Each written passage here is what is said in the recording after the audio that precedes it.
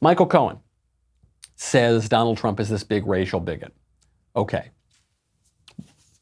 Raises some questions as to why he would keep working for that guy. But then he says Donald Trump referred to poor countries as S-holes. They call it hellholes. That's similar to the word he used.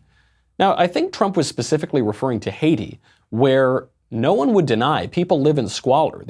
People cook mud pies, not the delicious dessert, but actual, like, mud pie made of mud.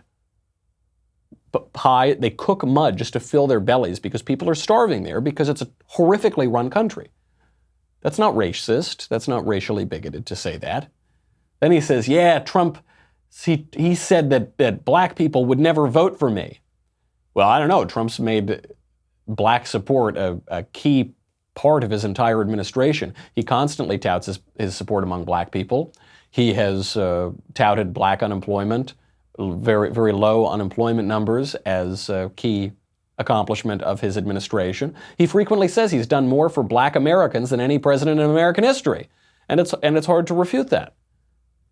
Now, the question of the racism, as Michael Cohen's throwing spaghetti at the wall, gets challenged by Mark Meadows, who does a very good job of it.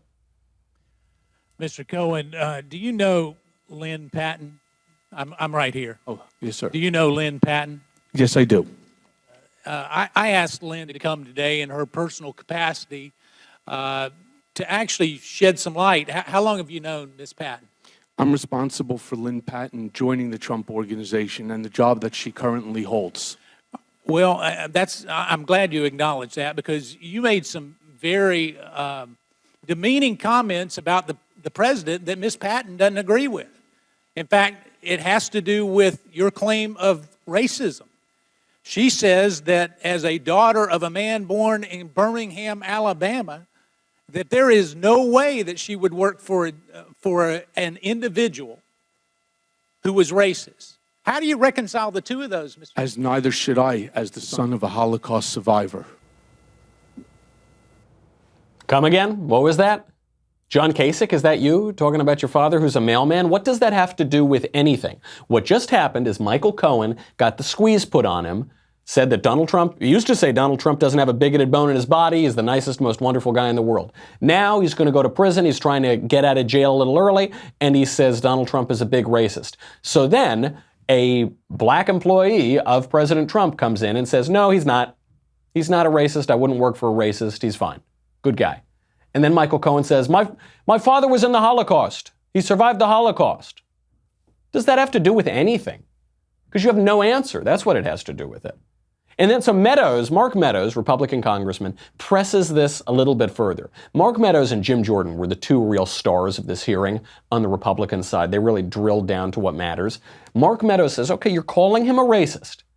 We've got a black employee of the Trump Organization who says he's not a racist. You, a schmuck who's got the squeeze put on him, who's a convicted liar, say he is a racist. Do you have any evidence at all, any way to corroborate your claims that he's a racist? But, Mr. Cohen, I guess what I'm saying is I've talked to the president over 300 times. I've not heard one time a racist comment out of his mouth in private. So how do you reconcile it? Do you have proof of those conversations? I would ask you to Do you have tape recordings of those conversations? No, sir. Well, you've taped everybody else. Why wouldn't you have a tape? That's also not true, sir. That's not true. You haven't taped anybody? I have taped individuals. How many times have you taped individuals? Maybe 100 times over 10 years. Is that a low estimate? Because I've heard it's over 200 times. So you got this guy who's so deceitful that he's recording over 100 private conversations, but he just didn't get any of those racist ones. Shucks, that's too bad.